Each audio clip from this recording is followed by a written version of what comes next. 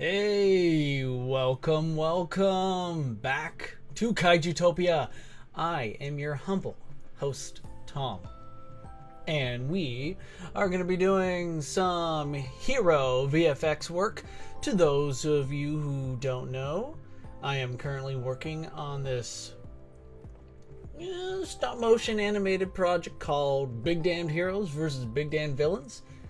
About a week ago, I finished the VFX villain part of this project, and now I am working on the heroes. So, without further ado, let's get to. So, we have here our very first hero that I'm going to be working on, and he is Mewtwo from Pokemon. Cue the music, because you know we gotta catch them all. Mewtwo is one of my favorite Pokemon. He's not the favorite. I'll give you a hint. My favorite Pokemon rhymes with Arzard. Okay. So what's happening here is really it's just not really a still static image of my subject of Mewtwo here, who is looking really awesome and intimidating, but it's actually a video file, because when I am animating my subjects, I make sure to just record the whole damn thing, the whole thing. And so I have my reasons for doing this. It's for a variety of reasons, usually centered around, video quality, some shadows, some lighting on my subject. It changes, even a frame or two difference can change everything. Motion pictures have that much power. And Mewtwo here is just really one video file, just stacked on top of the other, kind of repeats here and there. Nothing too complicated. Now, originally it was way more complicated. I'm gonna bring this file up here because I'm gonna show you the fact that I actually animated Mewtwo in prep for this project, and then right around the time that I started working on Mewtwo's VFX here, I realized I kind of don't need him to be moving that much. Now he does end up, there is motion, and to give you an idea of what I mean, I did record his tail separately, so it is actually moving around like so. So at least that way he is animating a bit. Remove the mask because it's a little distracting to just see that, but so there you go. I mean, I added motion to Mewtwo. He looks cool. He looks like just like a beast, right? And I really that's really all I needed to do, but I'm going to show you kind of like what originally what more there was here. So we're going to bring back this entire big file here, and like I mentioned before, I tend to just shoot everything, I just record everything up front, and then I cut my video file into many different smaller files, and usually when I animate I have anywhere from 1 to a single frame of animation. So for example, we're going to start right here. So here's Mewtwo, and I'm gonna do this just in case in the end I end up thinking this is actually preferable, because I don't want to think that when I get to post-production phase, or when I feel like, okay, I think the VFX are all in order, but I'm always gonna have that sense of should I just gone with what I originally planned? And it wouldn't hurt to just have this here just in case. So you see that I'm cutting my file up now,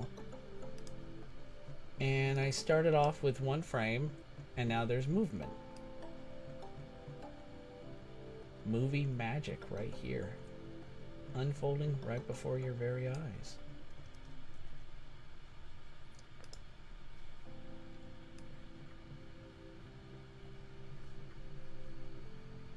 And really, truth be told, it wouldn't be terrible if I just decided to go with Mewtwo being one, you know, not even moving like I showed you guys previously. And the reason why is because the animation here really isn't that complex. I am essentially just moving his arm up. And the reason why is because the big damned heroes, Mewtwo's side, just declared war on the villains. If you don't know who the villains are, well, you could check out those other videos I've done. You know what I mean? We're gonna, for now, we're gonna click that chat away because it's just you and me, so we don't want to get distracted. But if you want to know who the villains are, guys, you got all those. I have all those videos up on my channel right now if you're curious. Or you can all just, you know, call my bluff and wait for me to just talk about them. Let's take a look at this project, how we are doing thus far.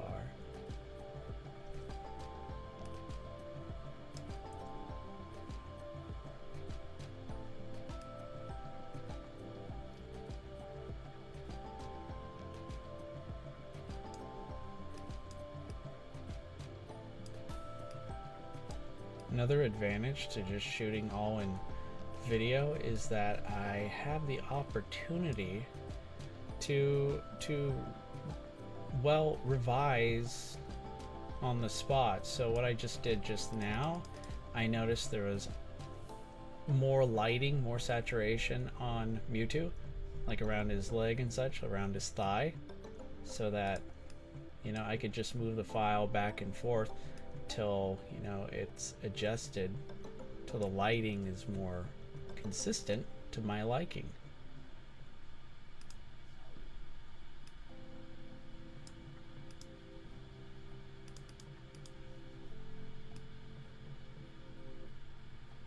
Mittens Cat Underlord, hello. How are you doing?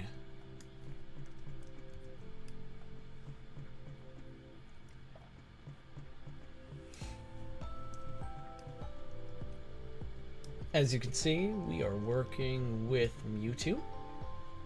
And Mewtwo, I'm going to pretend that most of you are very familiar with Pokemon. At the very least, I'm sure you have heard it. It's a household name. I mean, it's kind of like a huge phenomenon.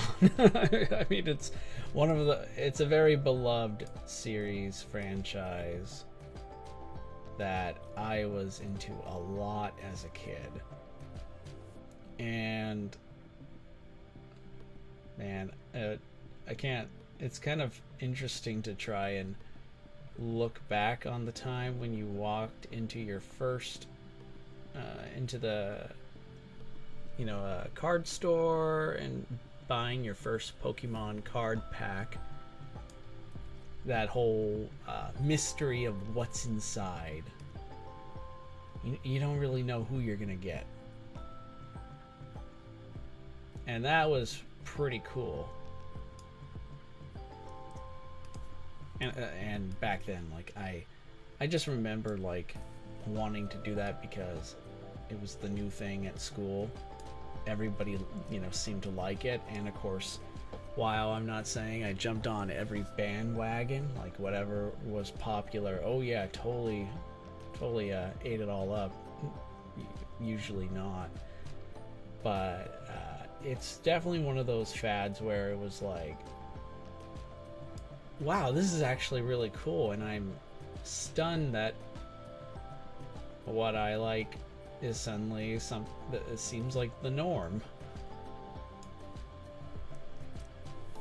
Of course, one of the very first Pokemon cards that I had when I opened up a pack back in the day. I don't remember if this was exactly the first pack, but let's just say, you know, one of the first few packs that I opened, I saw I saw this holographic card, as they were the rarest kind, especially back then for the first second gen. A holographic Pokemon card was like more important than just about anything. And mine was Charizard.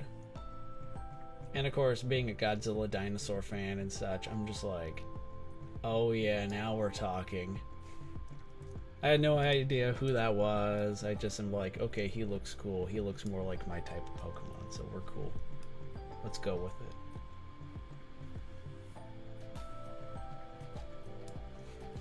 I will also mention that Pokemon, when you actually bring your card down to, you know, when you bring your Pokemon cards to school, and during this time when Pokemon first became a huge thing, I was in middle school at the time. I was in 6th grade, so we're talking like around 13 years of age. This is also around the time when I first started going on the internet, so this was a long time ago.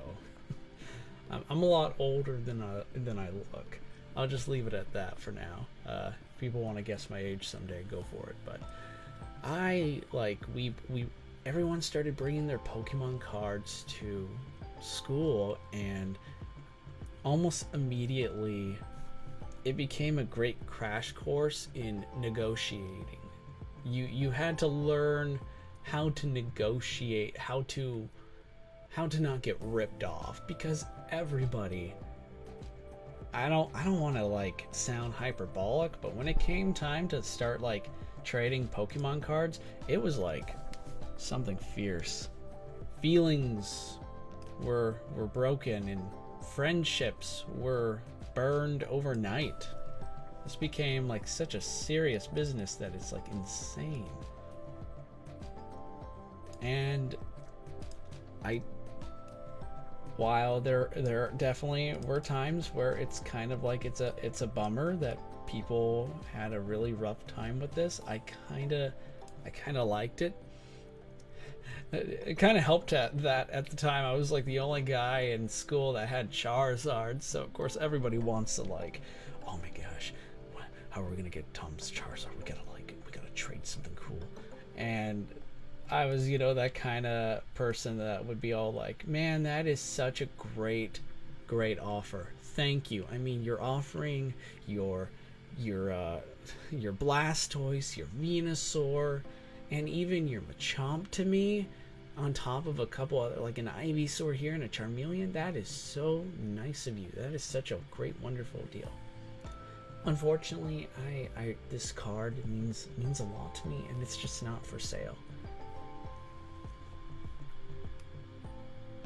So you could burn bridges even without getting screwed over. Oh yeah, Mittens, let's see. Hey Mittens, I'm gonna bring the chat back up. Decided to lower it, but since you're here, cool, why not? Let's have that way we can commemorate these conversations. Mitten said, I'm fine. I just beat Teenage Mutant Ninja Turtle Shredder's Revenge with my siblings. That was a fun game. Dude, nice. You just beat it too. Nice job, man. Nice. How are you? I'm doing great. Just thought, you know what? It would be cool to start, just get the whole hero VFX streaming thing going. It felt like since I already done, I've been working on Mewtwo I worked on Mewtwo like yesterday or the day before, so I thought, okay, let's just catch things up before we get a little bit too far ahead. I don't want to like leave any stone unturned, I guess is where I'm going with this. And Mittens also says, do you have a favorite Pokemon? Mine's Charmander and Greninja. Yes, first off, Charmander, nice choice. Greninja, I am unfamiliar with. You're gonna have to forgive me. My knowledge of Pokemon goes up till like it's mainly first gen. Like the first 151 Pokemon, that's where like, yeah, I lived and breathed these guys. Pokemon Red, Pokemon Blue, Pokemon Yellow. Yes. Now I'm like totally lost, but as far as my favorite Pokemon, it's Charizard. So Charizard, I mean, he's no match, of course, for like he's no match. Ooh, what'd I do? I pressed something wrong.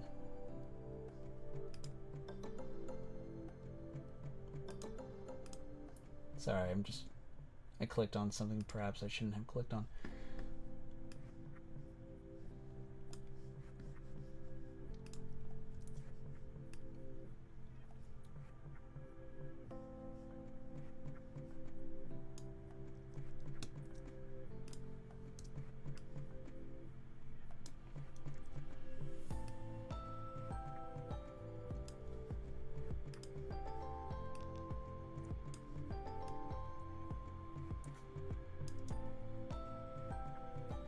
Yeah, I'm probably gonna just go ahead with this whole animation process that I'm doing here, mainly because it does look pretty cool. Mittens, just to catch you up to speed, assuming you didn't hear the first couple minutes when I started. What Mewtwo looks like right now, he's just in this certain pose, you know, channeling his psychic power. This is what I was going to just stick around with. I did add an extra animation of his tail moving back and forth behind him. However, now I'm kind of realizing, you know, maybe I was right from the start. Just having the animation process of him moving to then channel his psychic energy is probably the best approach.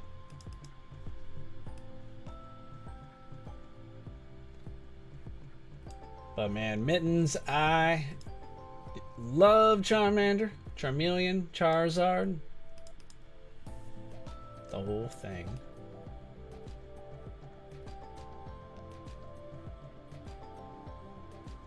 I got something right here.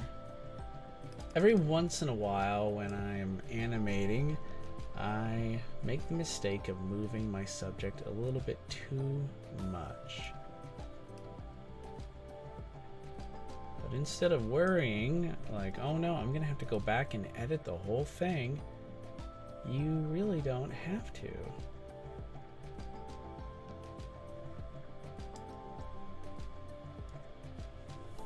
So weird that this whole thing right here is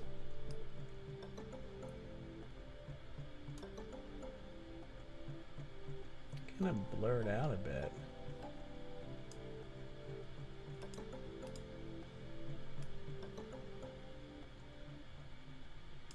You know what? I think we're just going to leave it at that. That is fine right there. And I do think the quality kind of is lacking a bit. I didn't realize this before. Okay, we're just going to try that. Close off.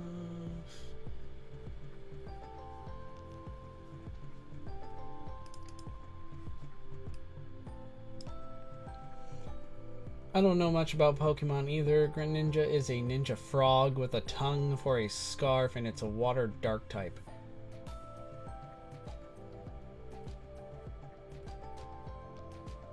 Wow.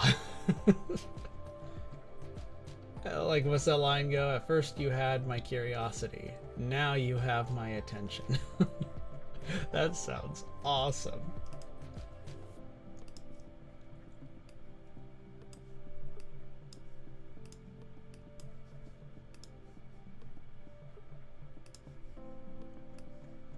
Okay, so in order to time this, and because I have made some additions, we're gonna have to go ahead here.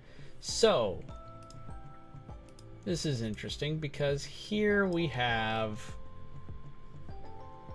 what appears to be just a gray surface of some kind. What's going on here? Well, the heroes know that the bad guys are plotting something. And you could tell over here, what's this thing called? Latveria. Wow. What is Latveria? Sounds like a fictional place. Well, it is the home of Marvel's supervillain, Doctor Doom. And Doctor Doom and a cabal of evil characters from all across the multiverse are plotting and scheming. Well, the heroes are here, and boom! They bring down the wall and they're ready. Oh, wait. Wow. Wait a minute, what's going on here? What's happening? It's a floating tail. Yeah, so this is what happens when you make changes on the spot. So, bear with me. I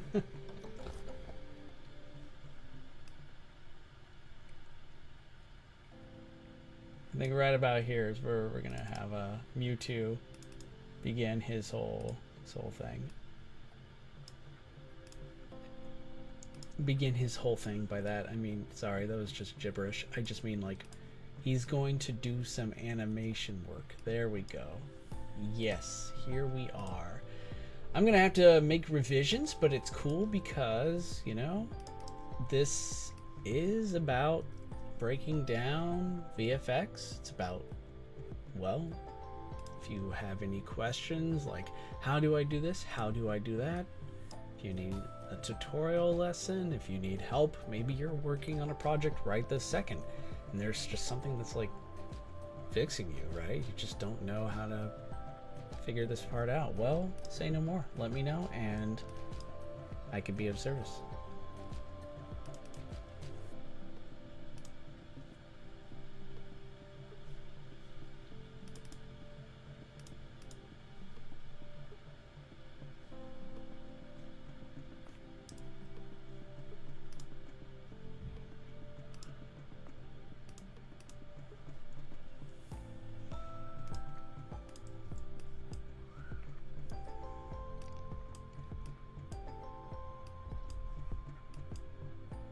It's kind of a, every time you make any tiny little change, or what I did wasn't tiny, it was kind of a lot more. It was a lot of changes, but even a tiny change can have like such a huge effect, and you kind of got to be careful about it. You gotta understand that, okay, if I want to go back and make a huge revision, I'm going to have to accept the fact that it's going to probably compel me to go back and change everything, however small. These changes are not really that severe. It's not like I'm going to be here another 3 or 4 hours or anything of the like, but it could still kind of definitely prove a little problematic. So for example, I got Mewtwo's glowing eyes here, so now I'm gonna have to well, revise certain things. And of course, psychic energy, psychic flicker, what are those things? Well, his psychic energy is exactly how it sounds, along with his the psychic flicker is kind of like electricity, but we'll get to that hopefully within the next few minutes. I don't expect things to take too long.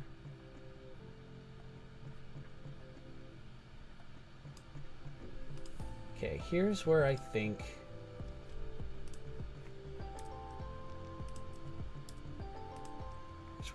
we can start making our changes.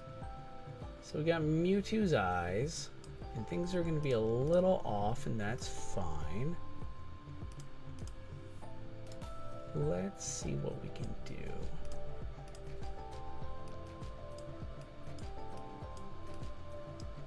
What I like to do is when I mask out, like I'm making a character's eyes glow, I try not to like create a mask over their, you know, their entire eye. Kind of like doing it more somewhere in the center, because the glow itself will light up most of this area, this space, no problem. Okay, so now he's in motion, so we're gonna just move our mask down. And the mask, its job is to only light up specifically the area that's within it. So as long as I just move him along, he'll be just fine. There won't be any real problems.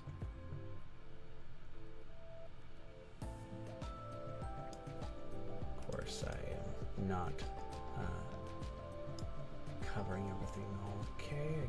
This is a frame by frame kind of thing. So what I do is, after moving it to 1, I copy and then paste the mask path so that there's nothing too choppy, nothing moves or is, looks like it doesn't belong.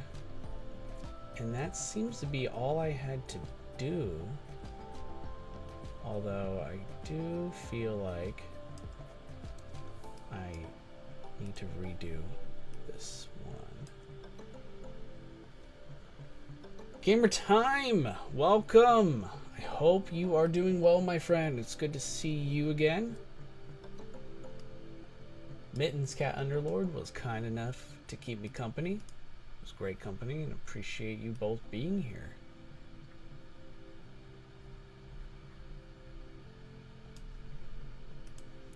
Close-up of the Mewtwo eyes look pretty cool. So I always, when I do VFX work, I always try to research the characters. Usually I work with kaiju like Godzilla, Gamera, Mothra, and such. And usually, even despite my knowledge on the characters, I always try to be as accurate as I can be. So for example, how does this if I am using GMK Godzilla, I want to make sure that when I have him firing his atomic breath, he's absorbing particles into his mouth before he fires, kind of like how he does in the movie. That kind of thing. But with Mewtwo, usually when his eyes glow, they're kind of like this blue, kind of a steel blue kind of look. But I didn't really like it, so I'm taking some certain creative liberties. Now, he does generate like a purple-like aura of energy, or at least Mew does, but Mewtwo has as well. But yeah, I decided to go with the cool purple.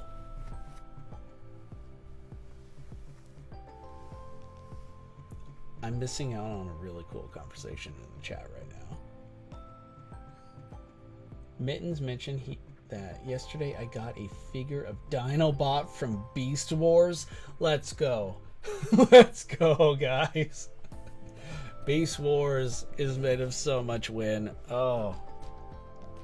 And Gamer Time got the Monster Arts Godzilla Jr. Good for you. I remember you talking about this, wanting it for a while, I believe. And of course, it's really difficult to find one at a good, decent price, so I'm happy that you got it.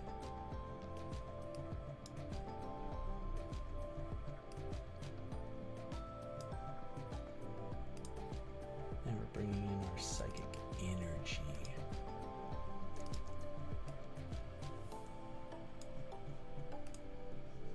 Gonna have to move it over ever so slightly. And that is almost barely enough. No, stop.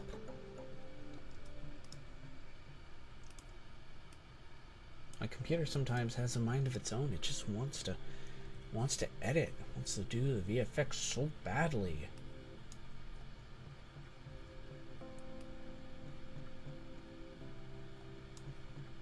And now we got our psychic flicker here and there.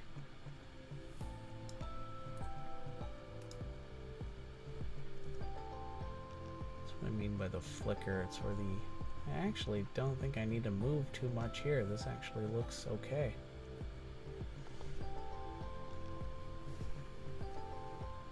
So man, gamer time, good for you. Godzilla Jr. is such a great, well, not only a cool character, but to have that in your collection, that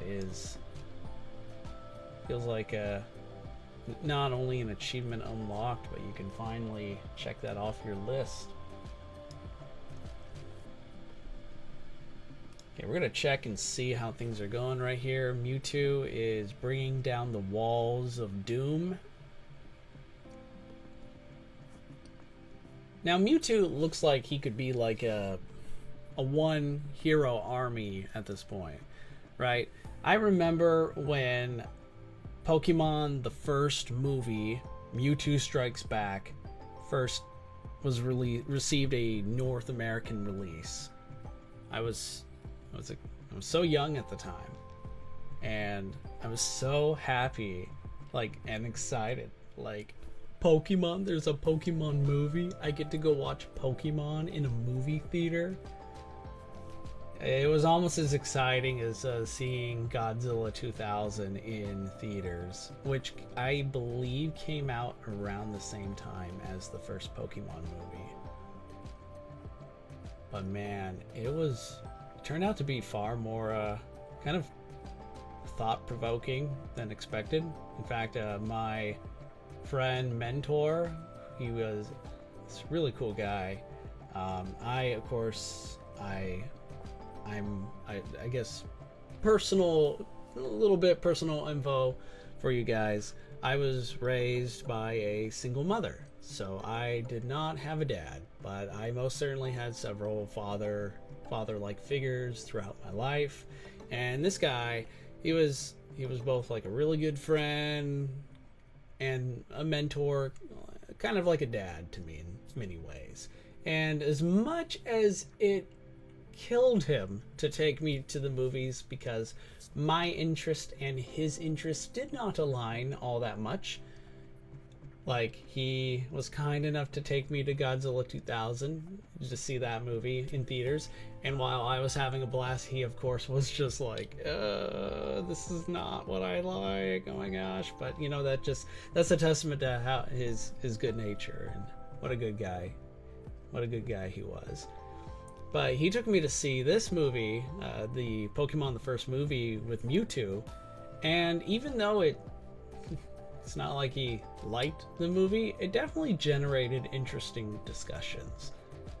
Because Mewtwo, as the name might suggest, okay, maybe the name doesn't suggest, but why the two, right?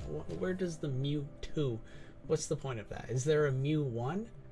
No, there's a Mew, and Mew is the original, I guess calling him a, I guess we're just going to settle with a genuine article, right? Mew seems to be, for all intents and purposes, natural to this fantastical world that the Pokemon belong to. Mewtwo, however, is bioengineered. He's a clone of Mew, hence the name Mewtwo. While there could very well be more Mews in the world, there's really only one Mewtwo, despite it. I'm already confusing myself, so if you're not confused, good job. But Mewtwo and the whole, this whole movie kind of opened up the doors to like interesting conversations that I not only had with my mentor, but my friends as well, you know, regarding, you know, cloning. And of course, Mewtwo's desire for purpose, like meaning in the world. And how kind of like understandably pissed off he was, because his creators, he was created engineered by these scientists who were very much, well, your kind of stereotypical mad scientists, you know, and for science, look at the great scientific breakthroughs we made. We are like we are gods, you know, that kind of thing where, you know, okay, you guys kind of suck. But yeah, what you created is, of course, impressive, but, you know, there's Mewtwo having just began to kind of have his first thoughts, really, and wondering, like, what is this place? Where am I? And he's like in this sort of like chamber, you know, it's like being born for the first time in a way. But imagine being born while simultaneously being able to have your first thought and being self-aware. This is a lot to unpack. Yeah, these are also conversations that I had with my friends. Even man, kids are smart. Kids are very smart. They're generally underestimated, and they should not be. I may be old, but I'm not old, like too old to have forgotten what it was like to be a kid and to have these sort of exciting conversations. So Mewtwo, of course, started kind of developing really hard feelings. He started getting really angry at his makers and desired freedom, but at the same time wanted revenge, hence like the name Mewtwo Strikes Back. And he went on to invite some of the most, skilled, formidable Pokemon trainers in the region, our main hero Ash Ketchum being one of them. And the whole idea is because he wants to take trainers who have made fit Pokemon for him to in turn capture and clone. He's going to clone and then modify, bioengineer in the same way that he was bioengineered, and create an improvement over the original. It's kind of like how clones could very well, there is some sort of negative connotation associated with it, which may or may not be warranted depending on a couple factors. But clones definitely are generally you could regard as like, yeah, but it's nothing like the original, right? Mewtwo takes a complete, like, he just subverts that and then takes on the whole clones are not only like superior, but we should reign supreme. And well, you get a very interesting movie that raises a lot of interesting questions.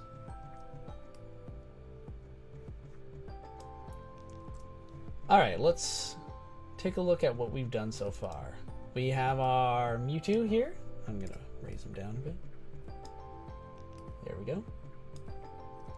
Mewtwo is, of course, right as so, but I also took a separate shot of his tail, and I'm just having it going back and forth behind him, just adding more motion.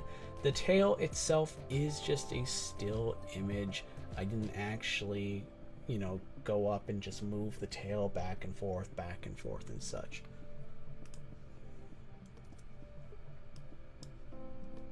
We have a wall here that gets busted. I'm going to add another effect probably before this stream wraps up.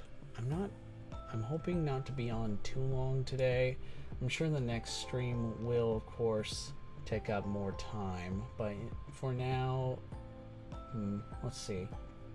Going about 40 minutes is pretty good. We can try and continue on for at least another maybe 10-15 minutes. We'll see.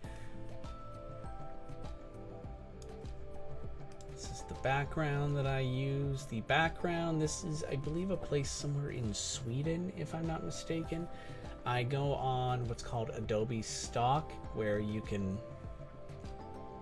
purchase the rights for a number of things. Like you can license out images. So for example, here's this image. I licensed it, and now I can use it for my projects.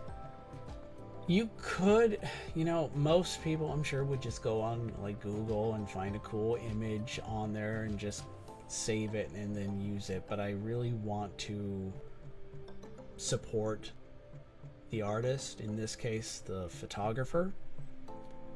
And while I haven't always done a good job at giving photographers their credit in these projects, I have definitely for like I did this for Mechagodzilla, Destroyer Space Godzilla, oh man, and a couple others as well. But generally speaking, you could find a lot of cool stuff on Adobe Stock. A lot of great images. They have a vast library for you to use.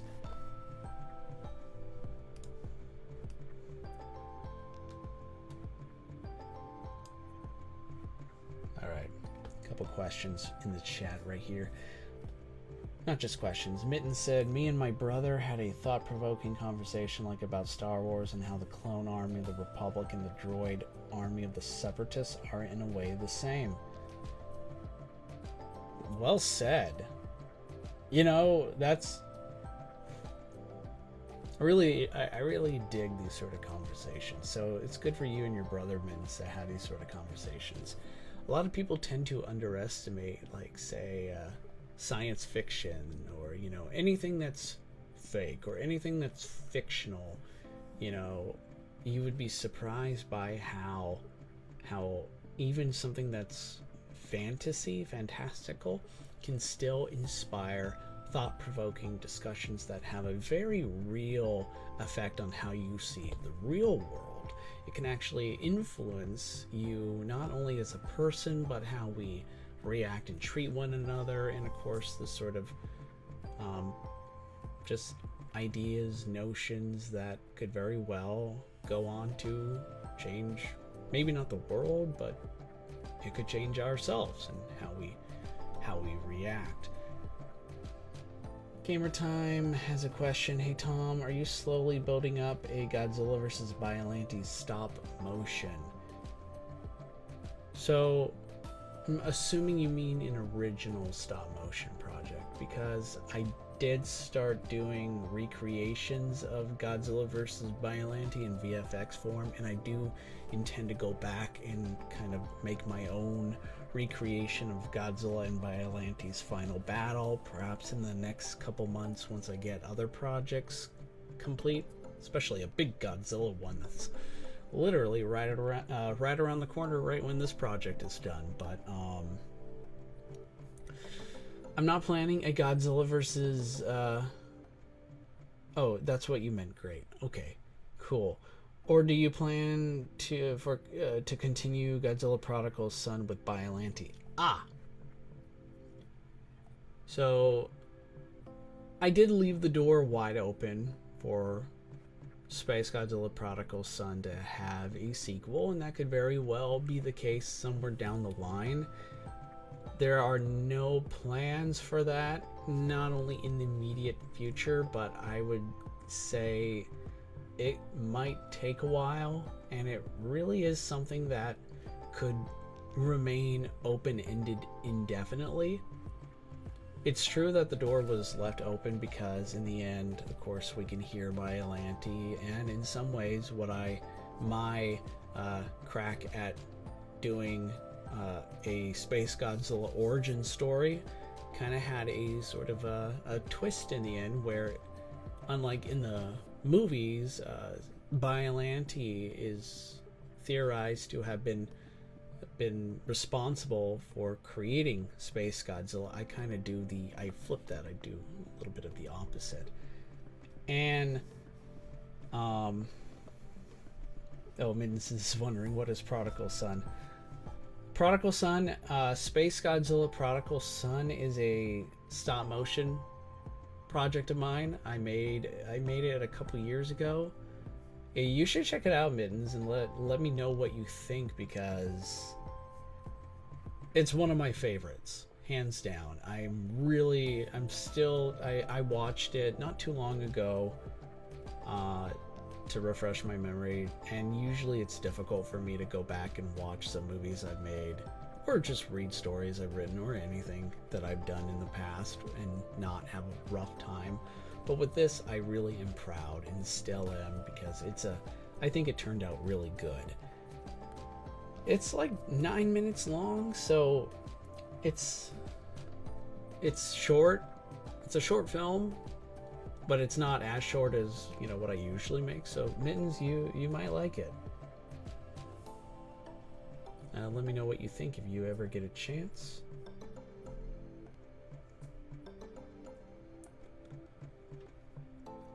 Okay, let's add the finishing touches to this project. And it does need to be mentioned, if you see my mouse right here, maybe I'll add a quick little... This is not going to stay for long, but I'm just going to show you guys what I have planned here. And this is actually going to be for my benefit too.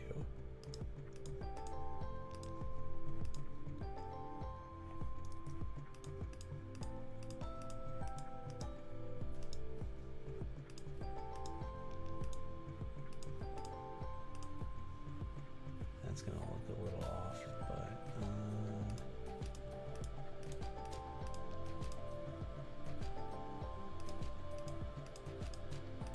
okay, so it's kind of hard to tell, but where you see all these orange patterns, that's kind of where the other characters, the other heroes are going to be placed. So right here, ooh, I forgot the last one, but he's going to be zipping all over the place. Okay, so what's happening here is this is where all the other heroes are going to be showing up. Mewtwo is not going to fight these evil guys alone because, well, he's outnumbered and outgunned. I'll just leave it at that for now. But he's got backup. Mewtwo did not come alone. He has help. And right over here, where I'm moving my mouse, I'm thinking of adding Wonder Woman right here. In the background here will be Vegeta from Dragon Ball. Right here, despite it covering Mewtwo, it's actually, I'm thinking of having Digimon's Omegamon or Omnimon chilling in the background. And here, this is going to be kind of hard, but see how it's yellow? In the background, I'll just say that. In the background, I'm going to have the Iron Giant, and chilling on his shoulder at first will be Sonic the Hedgehog, before Sonic like runs down in super speed and then comes right about here next to Mewtwo. And then finally on the far left over here, I'm thinking of having Master Chief from Halo. But I don't know if I'm going to be able to include all of them, but that is currently the idea. These things are of course subject to change, just like what happened with the villains. Originally I actually ended up with like only 5 villains when I wanted 7, but we had to make some cuts, so it's possible that might happen here. But let's add a cool, some sort of energy shockwave effect that can help bring this wall down. What can we do? There's so many options here.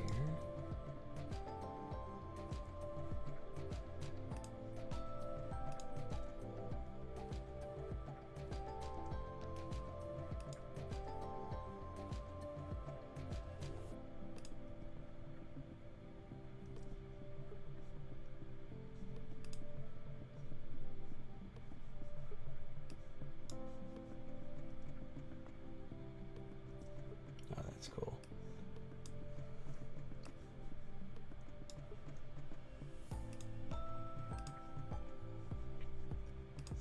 Alright, but it needs to be a little bit more, like maybe some energy burst of some kind,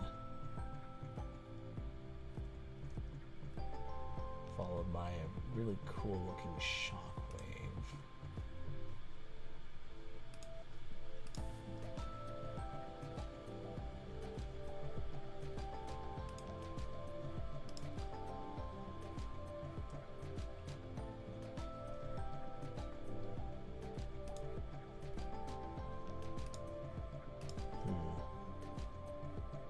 Alright, that looks cool. Okay.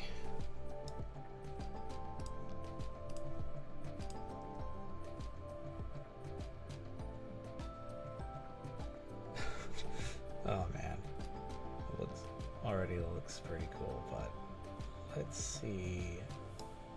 Can come back maybe right about here.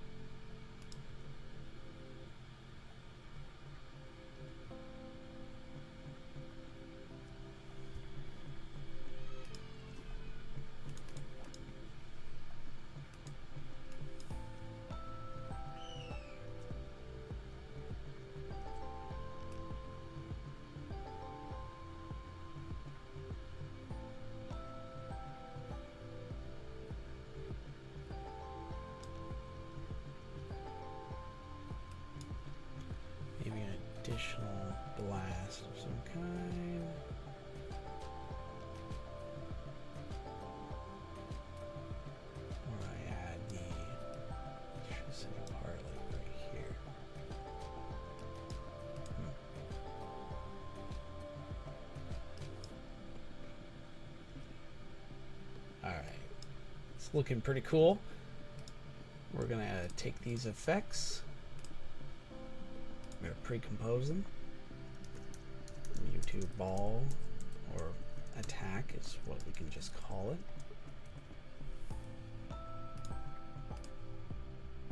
I'm gonna change the mode to add. And we're gonna try and figure out what sort of a CC toner. We're gonna change the color.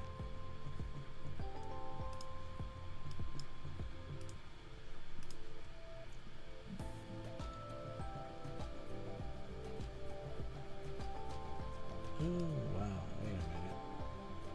I don't think we need all of it to be the same color.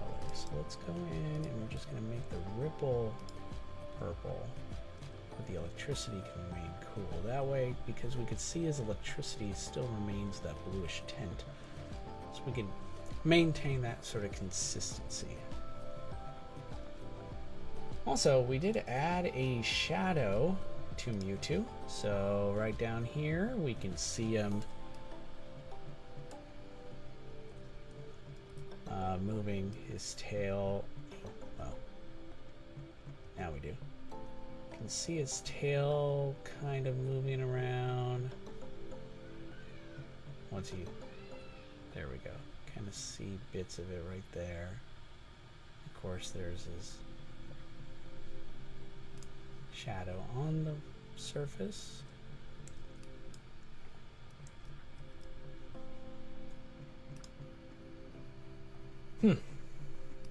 Okay. It's looking pretty promising. I can't wait to see how everything looks here with the other heroes standing, getting ready to save the multiverse. Will Master Chief use an energy sword to duel Darth Vader? Not in this project, Mittens, but it's almost as if you know me very well. I do, hopefully, I will, in time, have something like that happen. I kind of have imagined doing a sort of Halo Star Wars crossover video for a while where Master Chief, what happens if Master Chief runs into like a whole squadron of stormtroopers? Well, I'm sure it you know, it doesn't end well for the stormtroopers, but eventually Darth Vader does get involved, and he and the Master Chief do have they do cross swords, energy swords.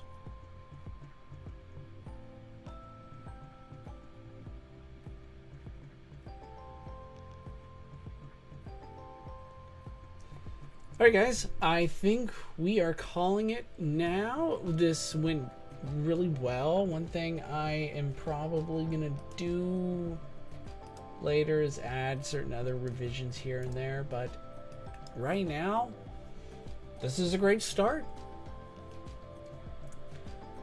And I'm going to treat you guys real quick to a sneak peek of the heroes.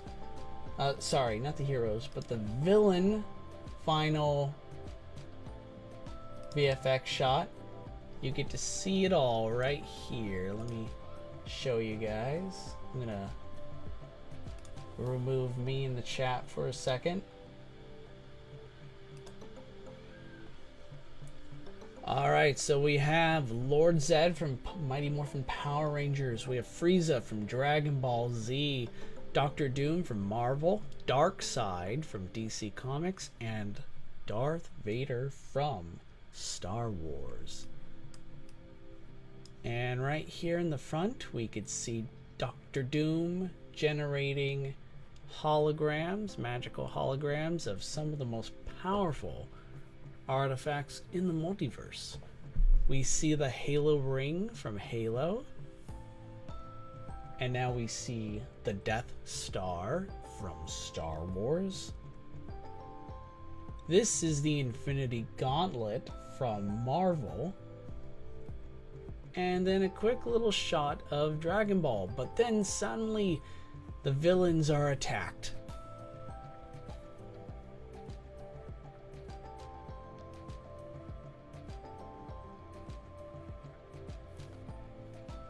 it's going to be a short video when it's all said and done, but because of the resolution, it's all in 4K, I'm going to be able to chop it up and make it look a little bit longer than it is. But yeah, so far this is ending up to be a pretty fun project. It's been a lot of fun, and I can't wait to continue to show you more what's on the horizon. But guys, be sure to tune in for the next one. We will probably be doing either I might be animating Wonder Woman next, or the Iron Giant. Might have to do the Iron Giant because he's gonna be the most complicated, but you know, we will see. But be sure to tune in to the next Hero VFX stream. I'm Tom, and this has been fun, guys. I'm wishing you a good rest of your night. Take good care, guys.